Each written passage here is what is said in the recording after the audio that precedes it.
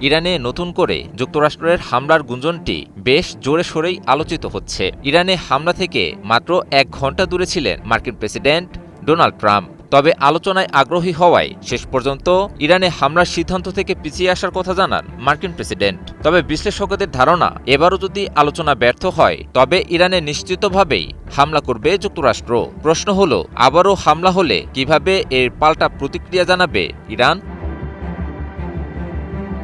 গত ২৮ ফেব্রুয়ারি যুক্তরাষ্ট্র ও ইসরায়েলের যৌথ সামরিক আগ্রাসনের পর দ্রুত পাল্টা হামলা চালিয়ে ইরানও প্রতিক্রিয়া জানায়। ফলে যুক্তরাষ্ট্র ও ইসরায়েলের বিরুদ্ধে ইরানের এক পূর্ণ যুদ্ধ শুরু হয়। সেবারের যুদ্ধে ইরান দীর্ঘস্থায়ী ও অসম যুদ্ধ কৌশল গ্রহণ করে। ইরান সীমিত আকারে কিন্তু ধ্বংসাত্মকভাবে মার্কিন ইসরায়েলি লক্ষ্যবস্তুতে ড্রোন ও মিসাইল দিয়ে হামলা পরিচালনা করে।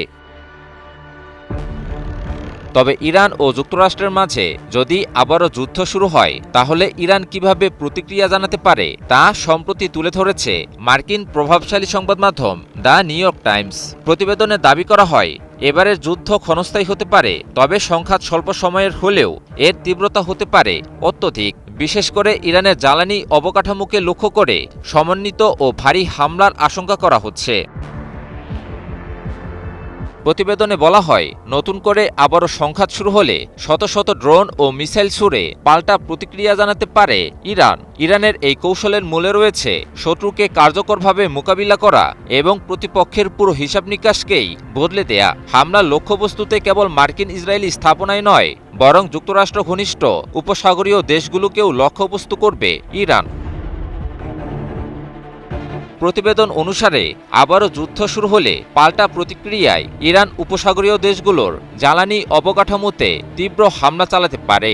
উপসাগরীয় দেশগুলোর তেলক্ষেত্র, শোধনাগার ও বন্দরগুলোয় আঘাত হানা হলে বিশ্ব অর্থনীতি মারাত্মকভাবে বিপর্যস্ত হবে, যার মাধ্যমে ট্রাম্পের উপর ব্যাপক চাপ সৃষ্টি করতে পারবে ইরান।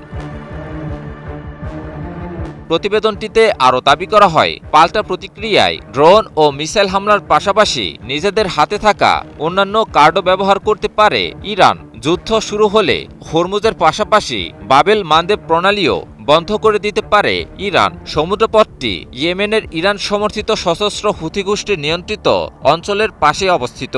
এর মাধ্যমে যুক্তরাষ্ট্রকে দুই প্রান্তে চাপে ফেলে দিতে চাইবে ইরান। এছাড়াও বিভিন্ন প্রান্তে থাকা ইরান সমর্থিত বিভিন্ন সশস্ত্র মিলিশিয়া গোষ্ঠীদের পুনরায় সক্রিয় করে তোলা হতে পারে বলে প্রতিবেদনটিতে উল্লেখ করা হয়েছে। ফলে ইরানের বিরুদ্ধে নতুন যুদ্ধে যুক্তরাষ্ট্রকে কৌশলগতভাবে পুনরায় কুণ্ঠাসা করে দেওয়া হতে পারে।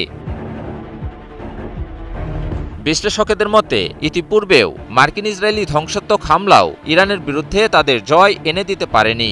ইরান দীর্ঘদিন ধরে এসব হামলার জন্য প্রস্তুতি নিয়ে রাখে। পাশাপাশি দেশটির ভৌগোলিক অবস্থান এবং কৌশলী সিদ্ধান্ত যুদ্ধে ইরানকে একটা শক্তিশালী অবস্থানে পৌঁছে দেয়। বিশ্লেষকেরা বলছেন, আবারও যুদ্ধ শুরু হলে ইরানের শক্তিশালী ও ধ্বংসাত্মক পাল্টা প্রতিক্রিয়া প্রতিপক্ষের জন্য রীতিমতো ত্রাসের কারণ হতে পারে। ইমন আলী, নিউজ 24।